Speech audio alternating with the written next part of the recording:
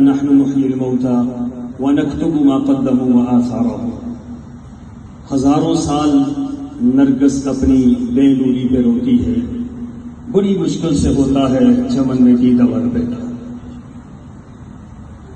حضرت مولانا عبدالحکیم رحمۃ اللہ علیہ،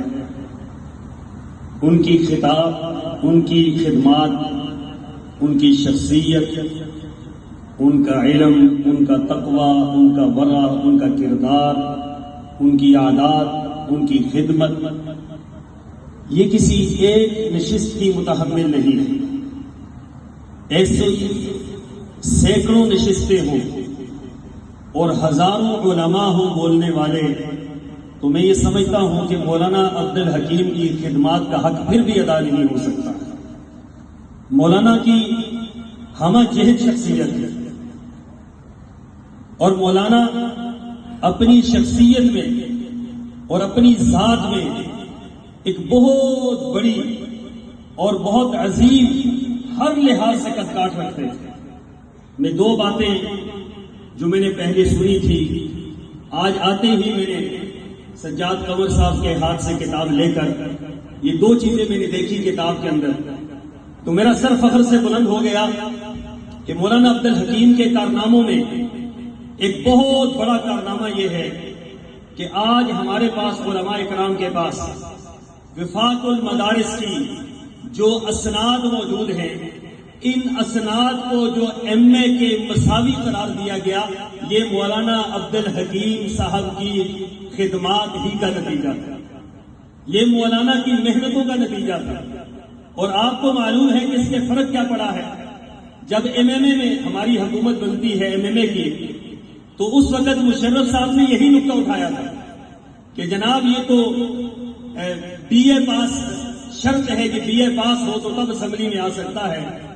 تو مشرف صاحب کو بتایا کہ آپ بی اے کی بات کرتے ہیں، ان میں سے ہر مولوی ایم اے پاس ہے، اور وہ ایم اے کیسے پاس ہے؟ یہ مولانا عبدالحکیم صاحب کی مرہون مدد تھا کہ مولانا نے ایک وقت میں منوایا اپنی ذات کو، علماء اکرام کی عزت کو بحال کیا انہوں نے، اور مدارس کے جو علماء تھے ان کے سر کو اٹھایا انہوں نے کہ ہم بھی کسی لحاظ سے کسی سے کم نہیں ہیں، اور جہاں پر تم کھڑے ہو سکتے ہو اس سے آگے ہم کھڑے ہو کر ہر میدان کے اندر خدمت کر سکتے ہیں۔ دوسرا مولانا کا جو کارنامہ میں نے پڑھا کہ مولانا یہ اسمبلی کے اندر جب لوگ جاتے ہیں، فرنگی یادگار تھی کہ کوئی بندہ بھی جب اسمبلی کے اندر جاتا یا خطاب کے لیے کھڑا ہوتا تو وہ وہاں جا کر پہلے اسپیکر کے سامنے اپنا سر جھکاتا اور پھر آ کر خطاب کرتا تھا۔ تو مولانا نے اس فرنگی یادگار کو ختم کیا۔ مولانا نے فرمایا کہ ہم مسلمان ہیں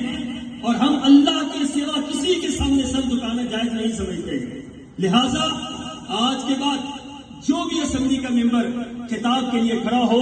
وہ اسپیکر کے سامنے جا کر سر جھکانے کے بجائے وہ السلام علیکم ورحمۃ اللہ وبرکاتہ جو مسلمانوں کا سلام ہے، اس سے اس کو ابتدا کرنی چاہیے۔ میں سمجھتا ہوں کہ مولانا ہمارے لیے اللہ کی بہت بڑی رحمت ہے، اور قرآن پاک کی اس آیت کا مصداق تھے، انا نحن نحیی الموتى ونکتب ما قدموا وآثارهم، کہ ہم دنیا کے اندر بعض لوگوں کو ایسا پیدا کرتے ہیں، ایسے لوگ ہم پیدا کرتے ہیں جو دنیا سے چلے جاتے ہیں، لیکن ان کے نیک آثار، ان کی نیکیاں دنیا کے اندر قائم رہتی ہیں۔ مولانا عبدالحکیم کی نیکیاں انشاءاللہ قیامت تک قائم رہیں گی۔ وہ مولانا عبدالمجید صاحب کی صورت میں، وہ جامعہ فرقانیہ کی صورت میں، وہ ان کے ہزاروں علماء کی جو ان کے شاگرد تھے ان کی صورت میں، اور ان کی افکار اور نظریات کی صورت میں قیامت تک انشاءاللہ ان کا صدقہ جاریہ جاری رہے گا، اور ہمارے جیسے لوگ ان کے اس صدقہ جاریہ سے استفادہ کرتے رہیں گے۔ میں دعا گو ہوں کہ اللہ تعالی ہم سب کو مولانا کے نقش قدم پر چلنے کی توفیق عطا فرمائے۔ وآخر دعوانا ان الحمدللہ۔